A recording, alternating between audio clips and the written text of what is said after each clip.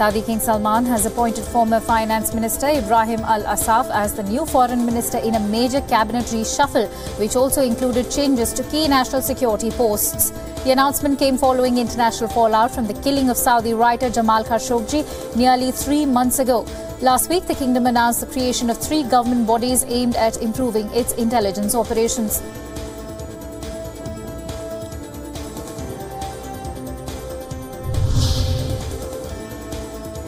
Both chambers of the US Congress convened for only a few minutes late on Thursday, but took no steps to end a partial federal government shutdown before adjourning for the day. Showing little sense of urgency over the shutdown, now in its 6th day, the Senate and the House of Representatives did nothing to restore funding for the roughly 20% of the government affected. The shutdown was expected to continue into at least Friday and likely well into January, according to aides and analysts.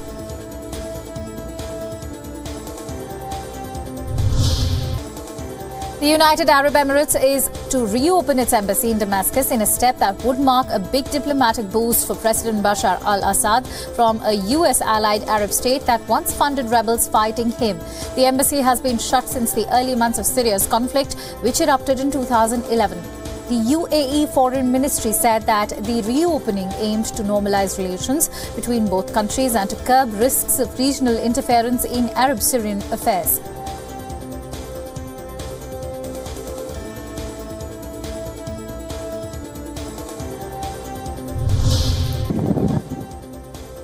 A Greek police officer and a church caretaker were injured in an explosion outside a church in central Athens. The bomb exploded when policemen arrived on site to check a suspicious box after receiving a report from the church employee who noticed the suspicious situation. The blast comes a week after a bomb attack caused significant damage to the headquarters of Sky, one of Greece's biggest TV stations.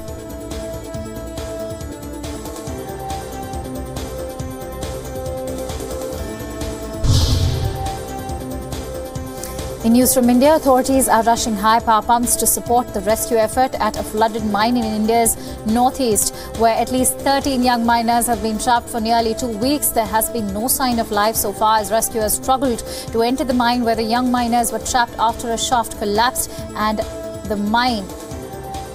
Those missing are believed to be teenage boys used by illegal mining groups to enter rat hole mines with small openings.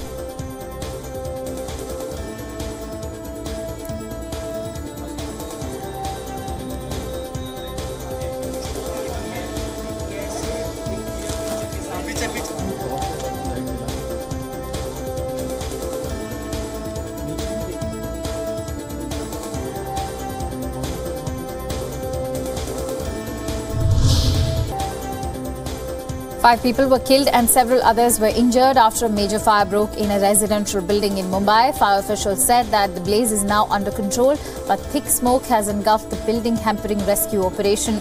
The blaze was initially categorized as level 2 but was soon made a level 3 fire.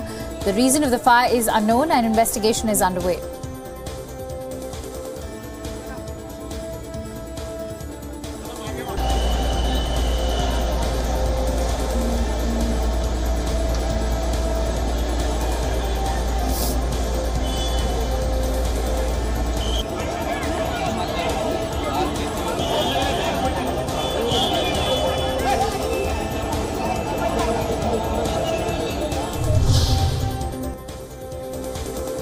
Peruvian shamans came together for their yearly ritual on Thursday, making predictions for what the new year has in store. The ritual, which incorporates music and chanting, revealed that the year 2019 will bring about peaceful relations between warring countries. Peruvian shamans also predicted more natural disasters and that the United States would intervene in Venezuela to remove President Nicolas Maduro from power in 2019. The cleansing ritual is performed annually to ask the gods for world peace and tranquility.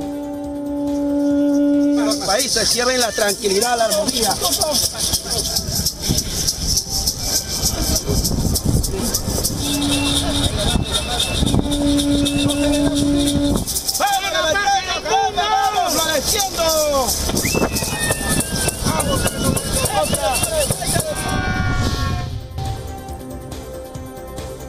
Winter's arrival may send shivers down the spine of people in Westeros. Yet in northeast China, locals are standing on their tiptoes to expect an ice park covering 30,000 square meters to open today.